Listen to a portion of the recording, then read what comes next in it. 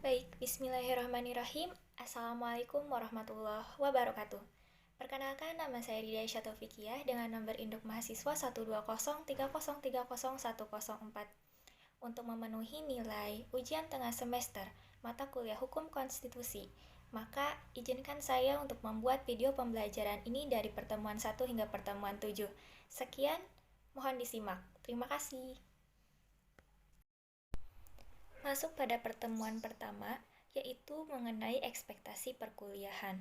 Dengan meningkatnya kembali pandemi ini membuat sistem perkuliahan kembali melakukan daring. Dengan begitu juga, pemahaman yang akan diserap oleh mahasiswa terkhusus saya sendiri sangat sulit. Tetapi karena sistem ini adalah sistem yang digunakan selama perkuliahan yang sekarang telah sampai pada semester 4, karenanya sudah terbentuk menjadi kebiasaan. Mungkin jika suatu saat harus meninggalkan kebiasaan tersebut, kami harus kembali menata dan kembali membiasakan diri. Untuk pertemuan pertama, sekian. Memasuki pertemuan kedua, materi mengenai konsep konstitusi. Nah, di pertemuan kali ini pembahasannya sedikit panjang, oleh karena itu tetap disimak dan tetap didengarkan dengan baik. Konsep itu berartian sebagai draft. Konsep juga merupakan seperangkat kajian di mana konsep tersebut berfokus membahas suatu hal keadaan, mulai dari definisinya, dari konsepnya, dan juga dari sifat dan lainnya. Konsep konstitusi artinya adalah kajian yang terfokus terhadap suatu kalimat konstitusi tersebut. Nah, ada subjudul lain yaitu asal mula konstitusi, di mana asal mula konstitusi ini akan membahas lebih rinci lagi. Yang pertama, sebagaimana yang sudah kita semua ketahui, bahwasanya filsuf-filsuf pada zaman Yunani purba itu dibilang sangat banyak. Filsuf-filsuf ini adalah mereka golongan-golongan orang yang memiliki daya ingat yang sangat kritis terhadap suatu hal keadaan. Seperti tokoh filsuf yaitu Socrates yang memiliki murid Plato, dan Plato juga memiliki murid yaitu Aristoteles. Berlanjut membahas Yunani, konstitusi juga telah ada sejak zaman Yunani purba. Yang mendasari adanya konstitusi saat itu adalah kondisi pemerintah pada zaman Yunani saat itu adalah timbulnya kesewenang-wenangan yang dibuat oleh pemimpin pada saat itu sendiri. Karena kesewenang-wenangannya, arogansi serta lainnya yang dilakukan oleh pemimpin dulu itu menjadikan penduduk muak karena tidak ada aturan main. Maka dari masalah ini timbullah pemikiran-pemikiran kritis dari para beberapa filsuf, diantaranya Plato. Plato dalam bukunya The Republic menyebutkan istilah polit dan nomoi. Polit di sini ialah yang hari ini sama dengan konstitusi, sedangkan nomoi adalah yang hari ini sama dengan undang-undang dasar. Polit di sini berpandangan sebagai aturan atau cita-cita dalam pendirian sebuah negara ke arah yang lebih baik dan demi kemaslahatan umum, sedangkan nomoi yaitu aturan dasar yang tertulis. Konstitusi ini muncul dari sebuah gagasan yang diterbitkan oleh guru lalu dipertegas kembali oleh murid-muridnya. Gagasan ini didasari atas yang pertama, perlunya suatu batasan. Yang kedua, perlu adanya aturan main antar pemimpin dan yang dipimpin dengan catatan menyambung kesejahteraan atau kepentingan umum. Yang ketiga, menghilangkan kesewenang-wenangan atau penyalahgunaan kekuasaan oleh pemimpin atau pemerintah atau raja yang berkuasa ketika itu. Masuk pada Yunani. Di Yunani, asal mula konstitusi itu dianggap erat hubungannya dengan sebuah respublika konstitur, sehingga memunculkan suatu semboyan dalam pemerintahan saat itu. Semboyannya ialah legibus solutus et salut publica suprem lex, yang artinya adalah sebuah substansinya ada hanya seorang pemimpin atau raja yang berhak atau memiliki kewenangan untuk membuat aturan sebuah undang-undang dasar, yang mana aturan undang-undang dasar itu berlaku bagi masyarakat yang dipimpinnya. Setelah Yunani masuk pada Roma. Di Roma juga dilahirkan konstitusi, yang konon katanya lahirnya konstitusi ini dilatar belakangi oleh dominasi kaum gerejawan atau rohaniawan pada masa itu. Ini bersinggungan dengan konstitusi di Roma saat itu, menjadikan masyarakat merasa dikerdilkan dengan aturan gereja tersebut. Karena dianggap tidak berorientasi terhadap kepentingan umum, maka lahirlah gagasan yang sesuai dengan konstitusi. Setelah dari Roma masuk pada Inggris. Di Inggris ada istilah Constitution of Calendron 1164.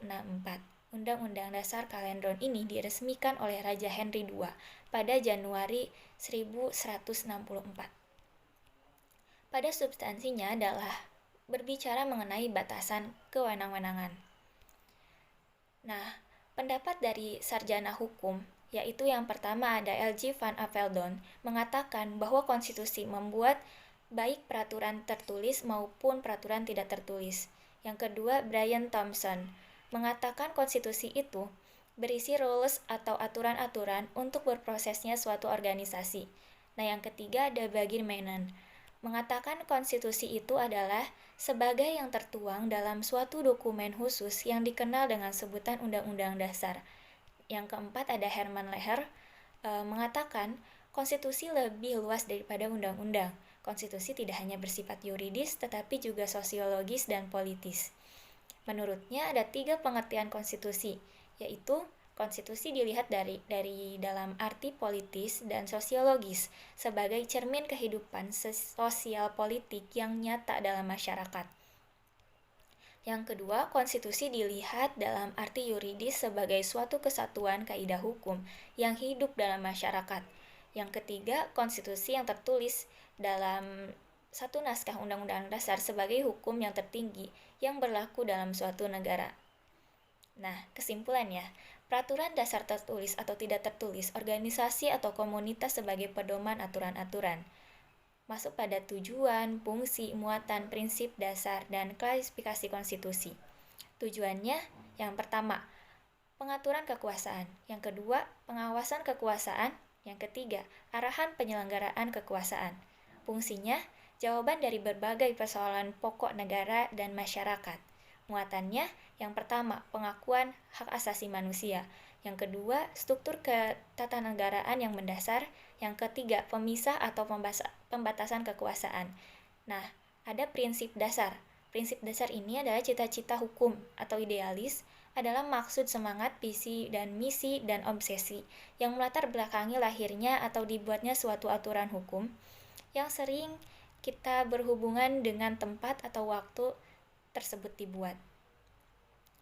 Klasifikasinya, menurut Catchware 1975, bahwa konstitusi tertulis dan konstitusi tidak dalam bentuk tertulis. Yang kedua, konstitusi fleksibel dan konstitusi rigid. 3. Konstitusi derajatnya tinggi dan konstitusi derajatnya tidak terlalu tinggi. Yang keempat, konstitusi negara serikat dan negara kesatuan. Yang kelima, konstitusi pemerintahan presidensial dan pemerintahan parlementer.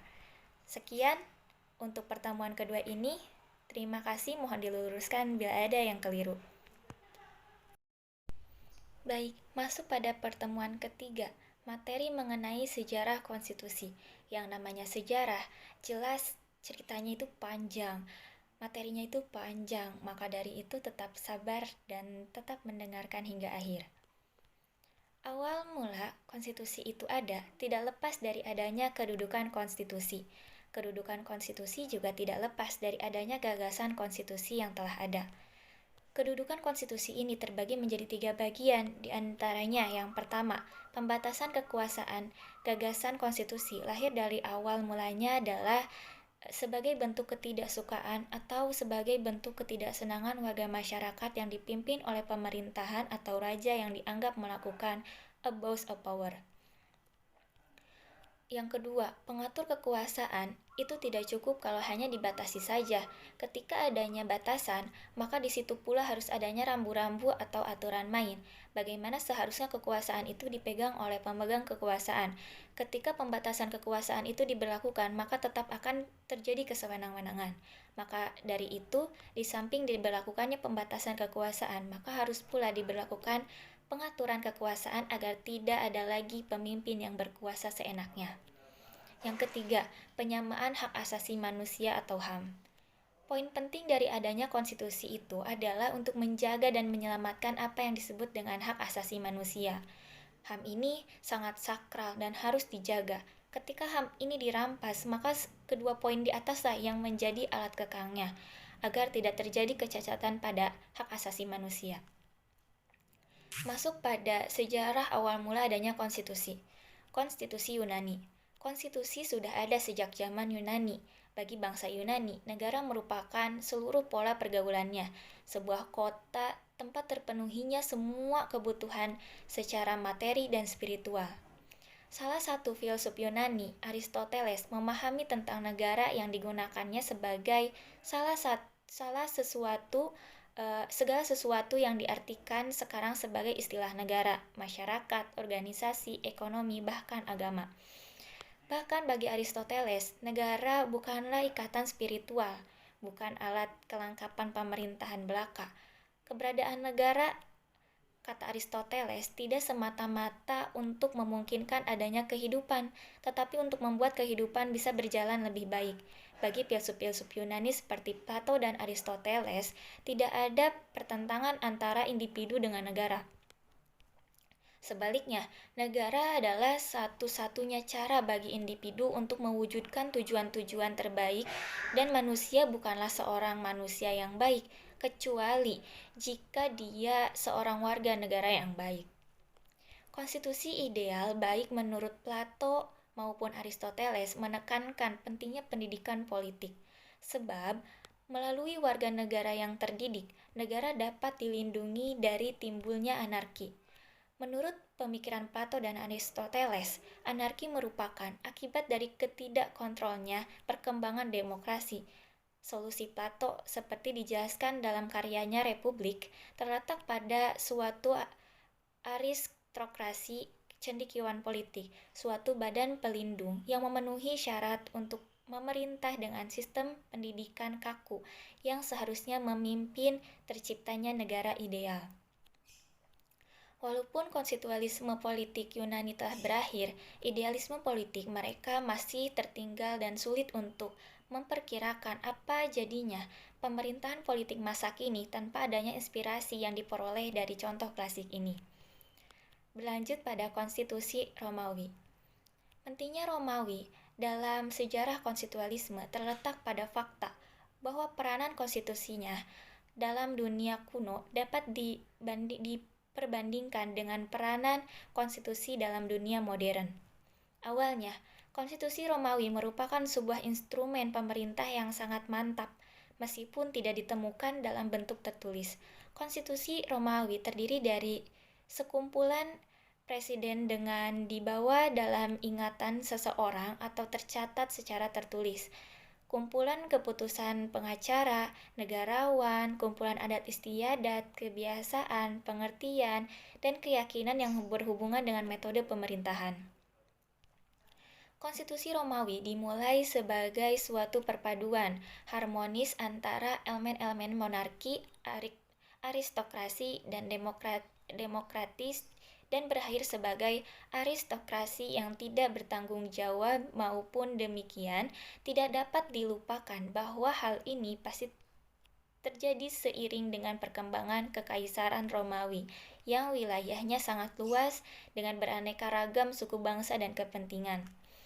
Kekaisaran seperti ini menurut adanya suatu instrumen kekuatan yang sepadan efisien yang hanya dapat dipenuhi oleh suatu kedaulatan absolut di suatu tangan.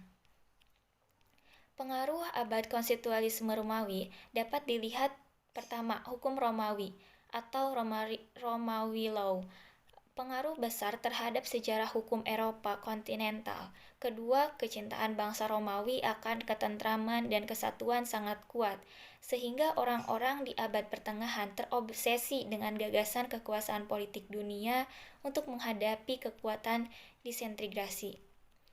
Konstitusi di Inggris. Menjelang paruh kedua abad pertengahan, abad ke-18, Inggris adalah sebuah negara konstitusional walaupun bukan negara demokratis. Abad ke-18, Inggris merupakan satu-satunya negara konstitusional di dunia.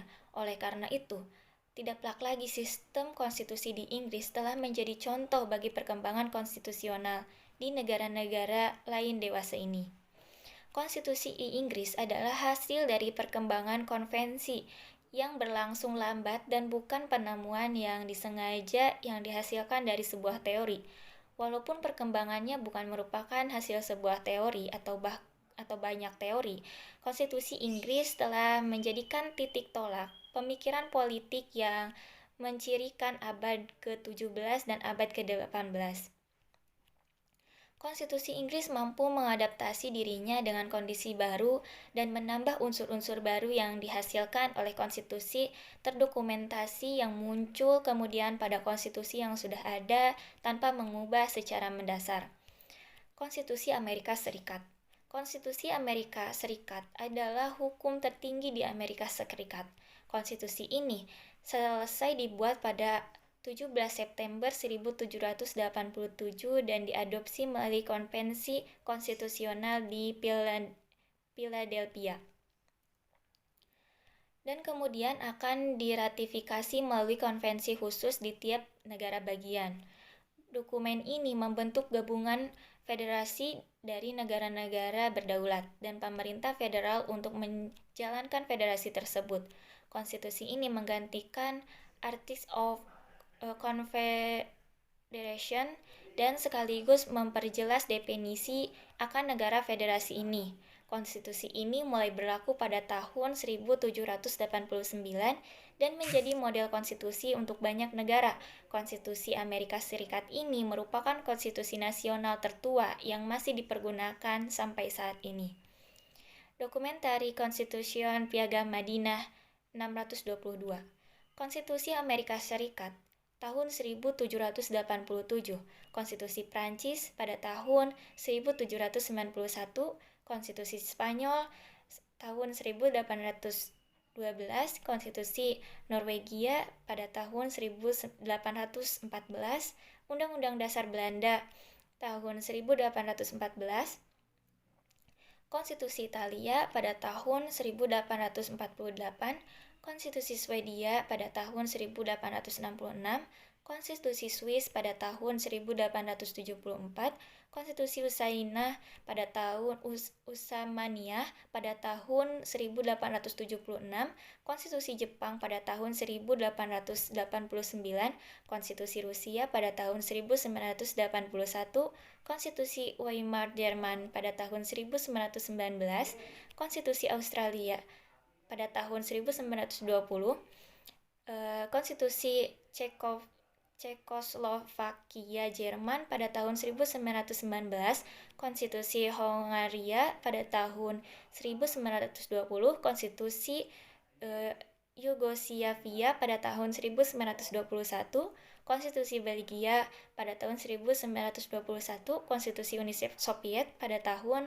1924, Konstitusi Turki pada tahun 1924, Konstitusi Libanon pada tahun 1926, Konstitusi Portugal pada tahun 1933, Undang-Undang Dasar Indonesia pada tahun 1945, Konstitusi Burma pada tahun 1947, Konstitusi Jerman Barat pada tahun 1948, Konstitusi Sri Lanka pada tahun 1948, Konstitusi India pada tahun 1950. Sekian di pertemuan ketiga ini. Mohon maaf bila masih banyak kekeliruan. Terima kasih. Masuk pada pertemuan keempat, materi mengenai terbentuknya konstitusi. Dari awalnya sejarah masuk pada terbentuknya konstitusi, ada kesinambungan di antaranya. Semua negara dimanapun keberadaannya akan mempunyai atau memiliki aturan-aturan atau hukum-hukum dasar yang disebut dengan konstitusi untuk mengatur berjalannya roda pemerintahan di sebuah negara tersebut. Sekalipun negara yang menganut sistem kerajaan, tetap saja di situ terdapat aturan-aturan atau rambu-rambu yang secara spesifik mengatur tentang kekuasaan daripada raja di sebuah negara tersebut. Walaupun memang bentuknya tidak sekontrahensif negara-negara yang menganut konstitusi atau sebagian negara yang tegas menyatakan bahwa mereka adalah negara hukum. Karena dengan negara hukum ini ada beberapa asas yang harus dimiliki negara tersebut. Asas-asas tersebut terdiri dari yang pertama, asas pengakuan dan pertimbangan HAM. 2. Asas legalitas, artinya asas ini berkenaan dengan supremasi hukum. Yang ketiga, asas pembagian kekuasaan. Yang keempat, asas peradilan yang bebas dan tidak memihak, artinya lembaga peradilan yang independen. Yang kelima, asas kedaulatan rakyat. Yang keenam, asas demokrasi atau asas yang mengatur secara lebih jelas tentang demokrasi kedaulatan rakyat. Yang ketujuh, asas konstitusional atau induknya dari segala sesuatu aturan. Masuk pada proses pembentukan konstitusi. Pada Piagam Madinah, konstitusi tertulis tertua, umat Islam memulai hidup bernegara setelah Rasulullah SAW hijrah ke Yastrib, yang kemudian berubah menjadi Madinah. Di kota ini, Rasulullah SAW segera meletakkan dasar kehidupan yang kokoh bagi pembentukan suatu masyarakat baru di bawah pimpinan beliau. Masyarakat baru ini merupakan masyarakat majemuk yang terdiri atas 3 golongan penduduk. Pertama, kaum muslimin yang terdiri dari kaum muhajirin dan ansor, dan ini adalah sekelompok mayoritas. Kedua, kaum musyrikin, yaitu orang-orang suku Aus dan Khazraj yang belum masuk Islam. Kelompok ini minoritas. Ketiga, kaum Yahudi yang terdiri dari 3 kelompok. Satu kelompok tinggal di dalam kota Madinah, yaitu Bani Qainuqa. 2 kelompok lainnya tinggal di luar kota Madinah, yaitu Bani Nadir dan Bani Quraizoh.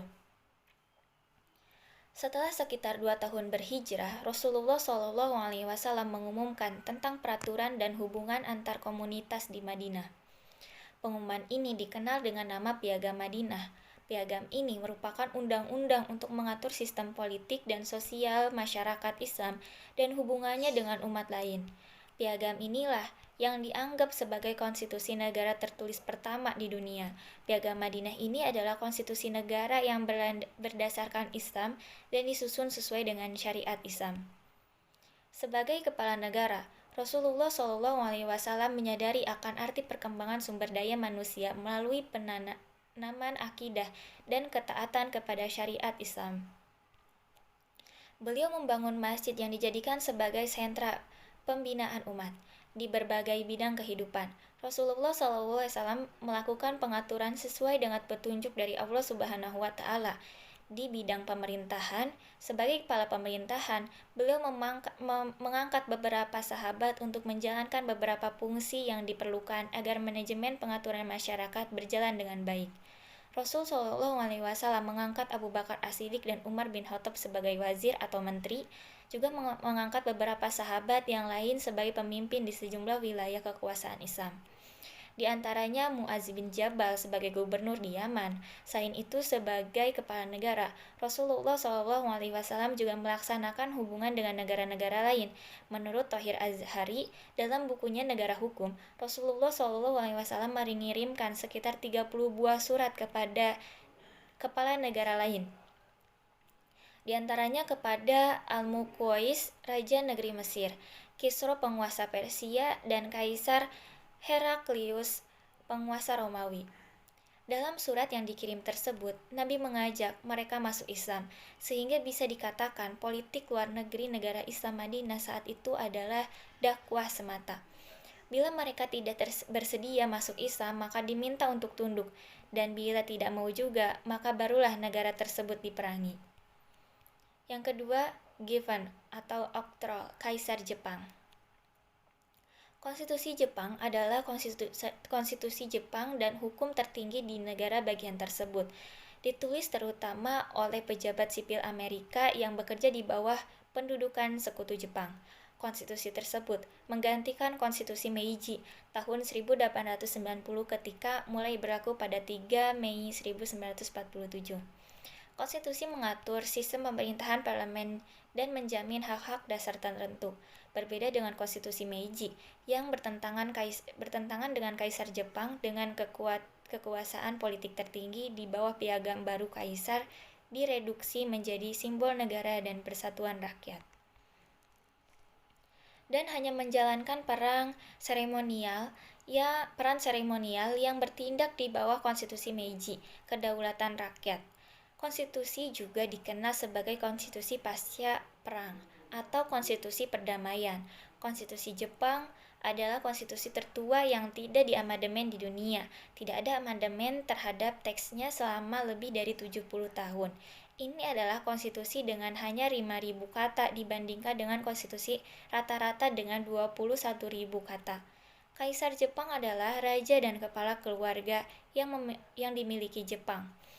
Di bawah konstitusi Jepang, ia didefinisikan sebagai simbol negara Jepang dan persatuan rakyat Jepang, dan posisinya berasal dari kehendak rakyat yang memiliki kekuasaan berdaulat.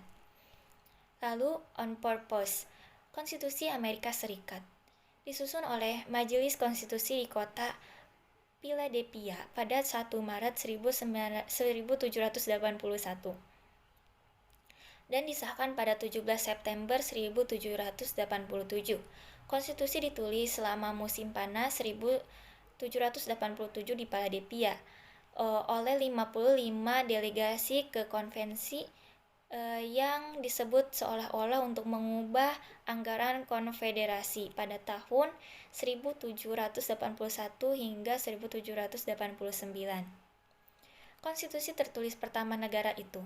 Konstitusi adalah produk kompromi politik setelah menentukan panjang dan seiring membayangkan tentang isu-isu seperti hak-hak negara, perwakilan, dan sekelumitnya.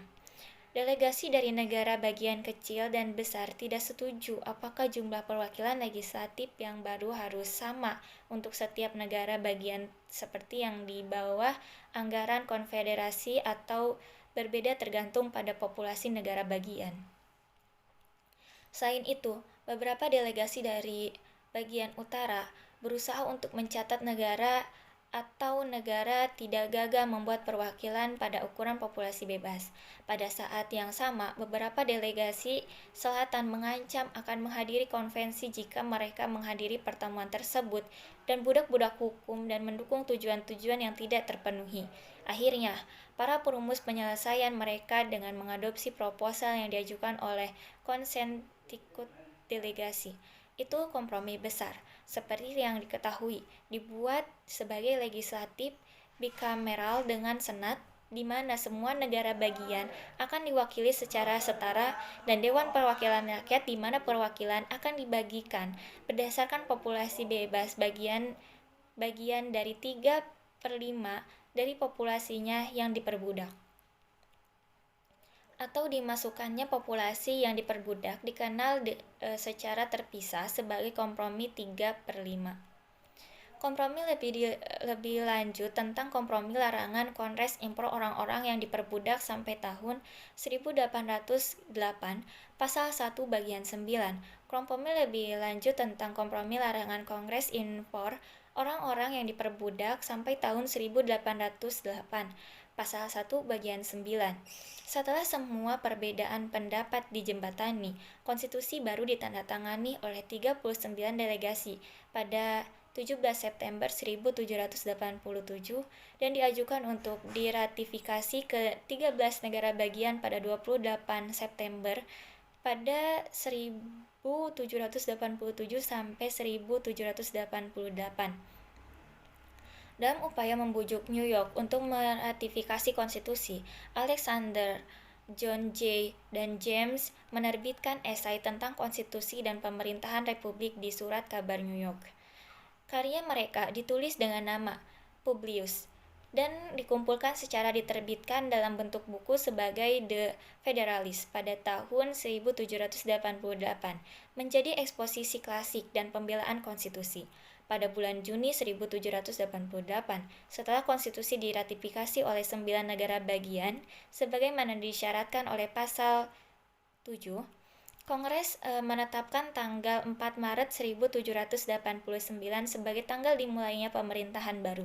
Karena ratifikasi di banyak negara bagian dari hak-hak yang mendukung dari RUU, Kongres mengusulkan 12 amandemen pada September tahun 1789.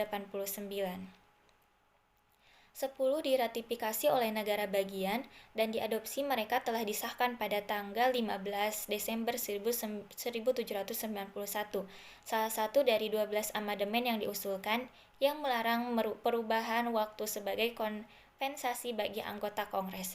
Diratifikasi pada tahun 1992 sebagai kompensasi. Amandemen ke-27 yang terakhir tentang rasio warga per anggota DPR tidak pernah diadopsi. Para perumus konstitusi harus memperhatikan kekuasaan pemerintah dan keamanan kebebasan warga negara.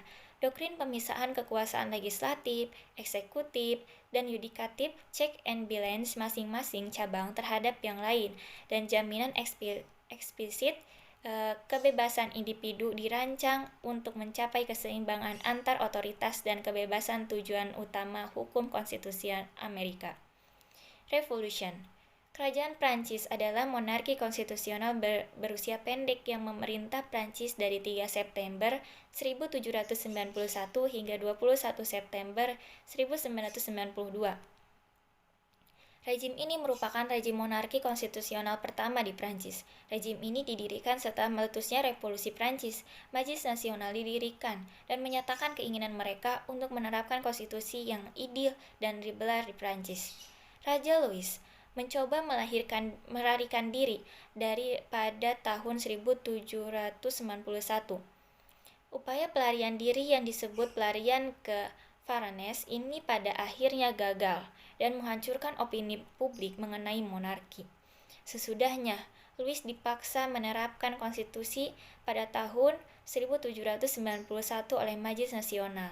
Isi konstitusi ini revolusioner pada zamannya. Konstitusi ini membubarkan kebangsawanan di Prancis dan menyatakan bahwa semua orang sejajar di mata hukum. Louis diberi wewenang untuk memvote undang-undang yang tidak ia sepakati karena undang-undang masih harus disetujui oleh rakyat sebelum dapat diberlakukan. Setelah penyerbuan istana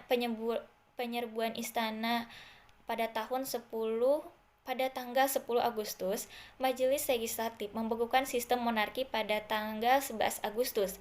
Majelis Konstitusional Nasional yang baru dipilih membubarkan monarki pada 21 September 1792 sehingga mengakhiri masa kekuasaan bangsa di Prancis yang telah berlangsung selama 203 tahun. Dilanjut oleh Revolusi Rusia pada tahun 1917. Ada sebuah pergerakan politik di Rusia yang memuncak pada tahun 1917 dengan penggulingan pemerintahan provinsi yang telah mengganti sistem Tsar Rusia dan menuju ke pendirian Uni Soviet yang berakhir sampai keturunannya pada 1991.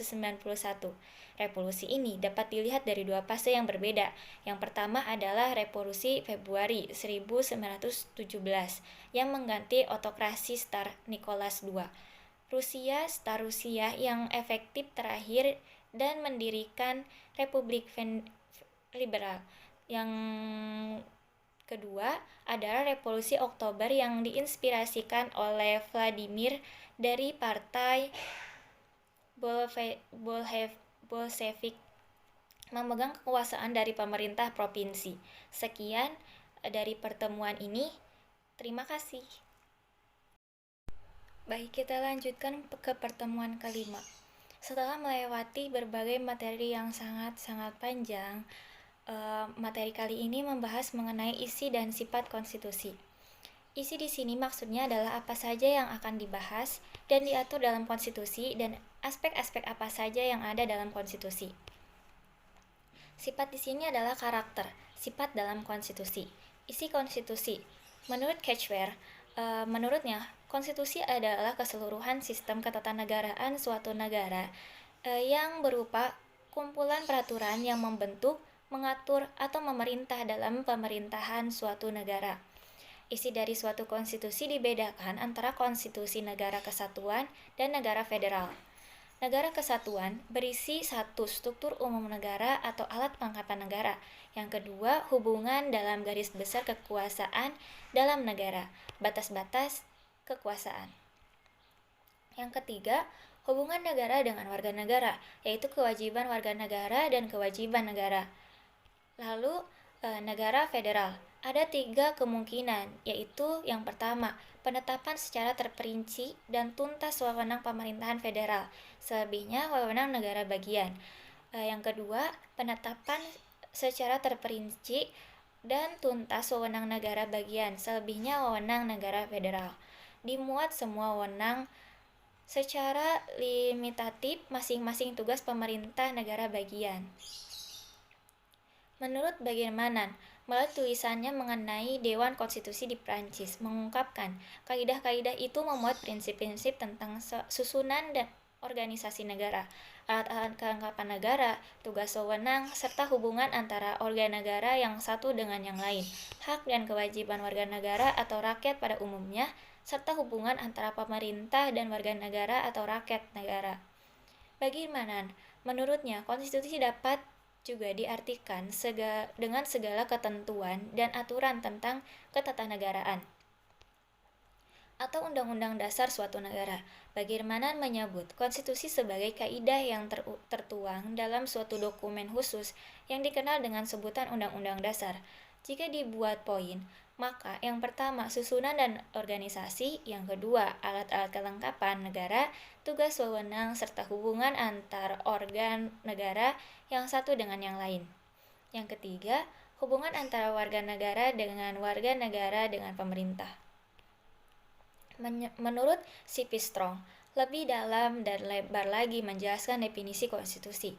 Strong menyatakan, konstitusi dapat pula dikatakan sebagai kumpulan prinsip-prinsip yang mengatur kekuasaan pemerintah, hak-hak pihak yang diperintah atau rakyat, dan hubungan di antara keduanya.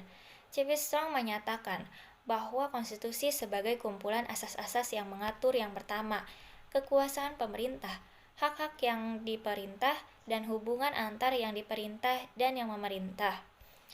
Masuk pada sifat konstitusi. Menurut Lewis, berkenaan dengan konstitusi Lewis, mengemukakan untuk dapat bertahan lama, maka konstitusi itu tidak boleh terlalu keras dan kaku. Segala sesuatu itu senantiasa berubah, tidak ada sesuatu itu akan tetap selama-lamanya. Dan konstitusi itu harus tahan menghadapi segala keadaan. Selain itu, konstitusi juga memerlukan pengertian yang mendalam, perhitungan seksama, kebijakan bertindak, dan keluasan bergerak dalam menghadapi setiap keadaan. Terlalu keras, patah, terlalu kaku, beku. Konstitusi tidak boleh menjangkau terlalu jauh dengan kehendak segala-galanya. Konstitusi harus memberikan kesempatan bagi perkembangan dan perubahan bagi tuntutan zaman, dan jika kita menginginkan perkembangan itu menempuh jalan yang inkonstitusional, maka kita pun harus memungkinkan penjelasan dan menampung perkembangan dan perubahan itu secara konstitusional. Yang kedua, tegas. Menyangkut konstitusi tegas, Diponolo menulis, para pembela konstitusi tegas umumnya berpendapat bahwa sudah semestinya konstitusi itu harus tegas dan kokoh kuat, tahan untuk selama-lamanya atau setidak-tidaknya untuk waktu yang cukup lama. Karena jika tidak demikian, ia akan kehilangan artinya sebagai piagam dasar negara. Apa arti konstitusi yang dapat dibelok-belokkan kemana saja, yang dapat ditafsirkan bermacam-macam, dan setiap waktu diubah dan dihapus. Untuk mencegah salah tafsir dan penyelewangan, maka konstitusi itu harus disusun secara jelas dan tandas yang tidak memungkinkan penafsiran yang berlain-lain, apalagi bertentangan. Dan untuk menyelamatkan konstitusi itu dari kemungkinan penghapusan, pergantian atau perubahan sewenang-wenang konstitusi, itu harus membuat klausul yang melarang penghapusan, pergantian, atau perubahan bagaimanapun kecuali dalam prosedur tertentu di mana diterapkan syarat-syarat yang cukup berat. Misalnya, dibentuk suatu badan khusus dan keputusannya diambil dari suatu yang bulat atau dengan jumlah suara yang proporsional tinggi hingga tidak memungkinkan pengambilan keputusan yang tergesa-gesa. 3. Realistis. Realistis berarti berdasarkan keadaan dan kenyataan yang ada. Konstitusi yang meninggalkan kenyataan akan tidak berguna, karena tidak dapat dilaksanakan akan segera lenyap dan akan segera lenyap. Orang yang tidak dapat melepaskan dan melahirkan diri dari kenyataan. Yang keempat, konservatif. Konstitusi harus konservatif. Konservatif dalam arti harus dapat mempertahankan nilai-nilai yang tinggi dan unsur-unsur fundamental negara dan rakyatnya. Unsur-unsur ini tidak boleh tergoyahkan oleh mode atau gejolak emosi.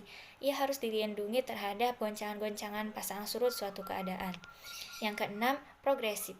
Konstitusi harus juga progresif. Untuk itu, maka konstitusi harus dilengkapi dengan daya penyesuaian pada perkembangan masyarakat. Perkembangan yang juga menjadi kodrat hidup, itulah sebabnya ia harus progresif, dalam arti harus dapat mengikuti jalan perkembangan. Jika tidak boleh takut pada perkembangan, sebaliknya kita harus senantiasa dapat mengembangkan perkembangan. Sekian di pertemuan kali ini, kita lanjut di pertemuan berikutnya. Baik, pertemuan ke-6. Pertemuan ke-6 ini membahas mengenai nilai konstitusi. Pemikiran konstitusi dapat dikutip dari seseorang sarjana yang mengadakan suatu penyelidikan apakah arti dari suatu konstitusi tertulis atau undang-undang dasar dalam suatu lingkungan nasional yang spesifik, terutama kenyataan bagi rakyat biasa hingga membawa kepada 3 jenis penilaian konstitusi, yaitu konstitusi yang mempunyai nilai normatif, nilai nominal, dan konstitusi yang mempunyai nilai sistematik. Yang pertama, nilai normatif. Nilai konstitusi merupakan nilai normatif apabila penerimaan segenap rakyat dari suatu negara terhadap konstitusinya benar-benar murni dan konsekuen. Konstitusi itu ditaati dan demikian dijunjung tinggi tanpa adanya penyelewengan sedikit pun juga. Sebagai contoh dapat diberikan Konstitusi Amerika Serikat, di mana ketiga kekuasaan eksekutif, legislatif, dan yudikatif menjalankan fungsinya masing-masing secara terpisah. Yang kedua ada nilai nominal. Nilai nominal dari suatu konstitusi tidak diperoleh apabila ada kenyataan sampai di mana batas-batas berlakunya itu. Yang dalam batas-batas berlakunya itulah yang dimaksud dengan nilai nominal suatu konstitusi. Dari sejumlah pasal dalam suatu konstitusi terdapat beberapa pasal yang tidak dapat diberlakukan dengan baik. Bahkan mungkin beberapa daerah tertentu terdapat pasal yang sama sekali tidak dapat diberlakukan. Yang dimaksud di sini bahwa suatu konstitusi itu secara umum berlaku, namun berlakunya itu tidak sempurna karena ada pasal-pasal tertentu daripada yang dalam kenyataannya tidak berlaku. Yang ketiga, nilai sistematik. Nilai konstitusi yang bersifat sistematik ini ialah suatu konstitusi yang dilaksanakan dan diperlakukan dengan penuh, tetapi hanyalah sekedar memberi bentuk dari tempat yang telah ada untuk melaksanakan kekuasaan politik. Dapat diambil kesimpulan bahwa suatu konstitusi mempunyai nilai normatif apabila seluruh rakyat dari suatu negara pandangan terhadap konstitusinya benar-benar murni dan konsekuen. Konstitusi itu ditaati dan demikian dijunjung tinggi tanpa adanya penyelewengan sedikit pun juga. Suatu konstitusi mempunyai nilai nominal apabila dalam kenyataannya ada beberapa pasal dalam suatu konstitusi tidak terjalankan dengan baik, sedangkan konstitusi dapat dikatakan punya nilai sistematik apabila konstitusi dalam negara tersebut hanya sebagai kekuasaan bagi negara tersebut. Ada, tetapi hanya sebagian berlaku bagi penguasa-penguasa negara. Undang-Undang Dasar 1945 termasuk konstitusi yang memiliki nilai nominal, karena dalam kenyataannya, sebagai landasan dasar untuk pengaturan dan keberlakuannya, ada beberapa pasal yang belum dijalankan dengan sebagaimana mestinya. Sekian, dari pertemuan ke-6 ini kita lanjut pertemuan terakhir yaitu pertemuan ke-7. Seperti yang sudah saya paparkan sebelumnya, bahwa video pembelajaran ini hanya di pertemuan 1 sampai pertemuan 7 saja untuk memenuhi nilai ujian tengah semester di mata kuliah Hukum Konstitusi. Maka dengan itu, ini adalah pertemuan terakhir mengenai perubahan konstitusi. Cara perubahan konstitusi dalam sistem ketatanegaraan modern, ada 2 sistem yang berkembang dalam perubahan konstitusi, yaitu renewal dan pembaruan. Renewal atau pembaruan adalah sistem perubahan konstitusi secara keseluruhan, sehingga yang diberlakukan kemudian adalah konstitusi yang benar-benar baru. Revolusi adalah sebuah perubahan dalam waktu yang singkat, Menurut Aristoteles, revolusi dibagi menjadi dua macam. Yang pertama, perubahan total dari suatu sistem ke sistem yang berbeda, dan yang kedua, modifikasi sistem yang sudah ada. Yang kedua, perubahan arti dari kalimat yang tetap. Penafsiran ulang terhadap konstitusi yang berbeda penafsirannya daripada sebelumnya. Yang ketiga, perubahan format. Dilakukan perubahan redaksi tidak hanya sebatas pada penafsiran atau penjelasan. Yang keempat, keputusan hakim. Yang kelima, kebiasaan konstitusi. Lalu ada faktor-faktor yang mendorong perubahan. Yang pertama, perkembangan peradaban, perkembangan iptek. Yang kedua, perang. Yang ketiga, krisis ekonomi. Yang keempat, negara kesejahteraan. Yang kelima, pandangan masyarakat. Lalu ada amandemen formal. Yang pertama, pada umumnya konstitusi bersifat kaku atau rigid dengan tujuan. Yang kedua, konstitusi diubah hanya dengan pertimbangan yang matang, bukan alasan sederhana atau serampangan.